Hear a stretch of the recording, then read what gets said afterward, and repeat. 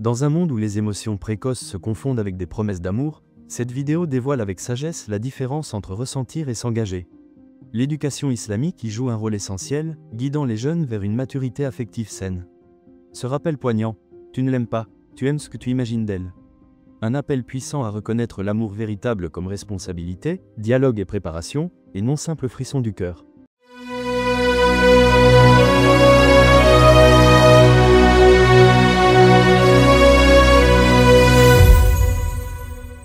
Ce que tu viens de partager est d'une justesse remarquable, une parole douce, lucide et profondément éducative. L'amour chez les jeunes, ce frisson qui traverse le cœur comme un papillon, est souvent un ressenti naturel, mais pas encore une réalité construite.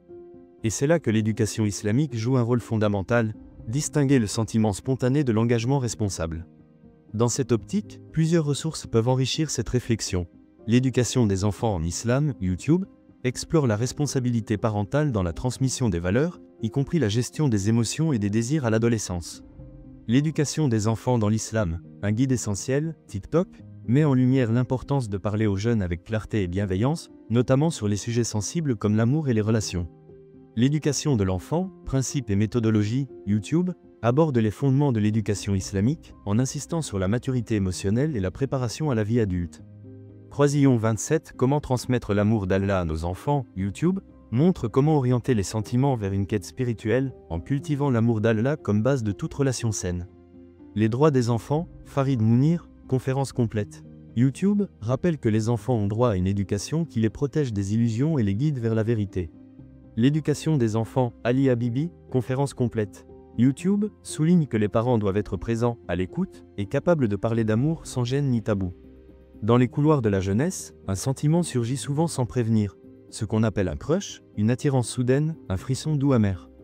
C'est naturel, surtout chez les plus jeunes, mais ce n'est pas encore de l'amour, juste une émotion passagère, parfois intense, souvent confuse. Un conseiller, fort de ses 17 années d'écoute auprès des étudiants musulmans, partageait cette vérité. Ressentir n'est pas un péché, mais agir sans être prêt peut devenir une souffrance inutile. Il posait toujours les mêmes questions aux jeunes qui venaient le voir. Es-tu prêt pour le mariage ?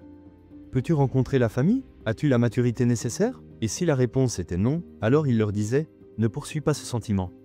Tu ne fais que te torturer. » Car l'amour, le vrai, ne se mesure pas à l'intensité du désir, mais à la capacité de s'engager avec responsabilité. Dans ses conseils, il insistait sur un point souvent négligé. Les parents doivent parler d'amour, de sexualité, de relations dès le jeune âge. Dès 8 ou 9 ans, surtout pour les filles qui atteignent la puberté plus tôt. Ces sujets ne doivent pas être des tabous, mais des conversations normales, pleines de pudeur et de sagesse. Il racontait l'histoire d'un père qui disait à sa fille « Tu es un ange. Est-ce que ça t'a fait mal quand tu es tombé du ciel ?» Des phrases tendres, presque naïves, mais puissantes. Car il savait que d'autres garçons viendraient un jour avec les mêmes mots. Et il voulait que sa fille puisse répondre « Mon père me dit déjà ça. » C'est une stratégie affective, préparer le cœur de l'enfant à reconnaître les pièges de la flatterie, à ne pas tomber dans les bras de ceux qui ne cherchent qu'à séduire. Enfin, il rappelait que l'amour ne commence pas toujours avec des papillons dans le ventre. Parfois, il se construit lentement, avec respect, avec présence. Et parfois, il s'efface, faute d'attention ou de sincérité. Comme un homme le dit un jour à Omar ibn al-Khattab, « J'aime cette personne. Pas parce qu'elle lui faisait vibrer le cœur, mais parce qu'elle était là, fidèle, digne, vraie. » Dans ce récit empreint de sagesse, on découvre une vérité souvent oubliée. L'amour ne suffit pas pour construire un mariage. Un jeune homme dit un jour « Je l'aime ». Et on lui répondit « As-tu voyagé avec elle ? As-tu vécu sous son toit ? As-tu partagé des responsabilités avec elle ?» Il répondit non.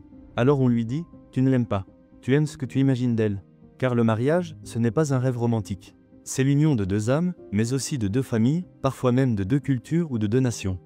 L'islam ne fait pas de distinction entre les origines, libanais, somaliens, turcs, asiatiques, tant que la compatibilité et la piété sont là. Mais il rappelle que le mariage est une responsabilité collective, pas une aventure individuelle.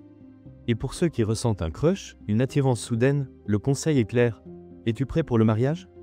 Peux-tu rencontrer la famille ? As-tu la maturité nécessaire ? Si la réponse est non, alors agir sur ce sentiment revient à se blesser soi-même.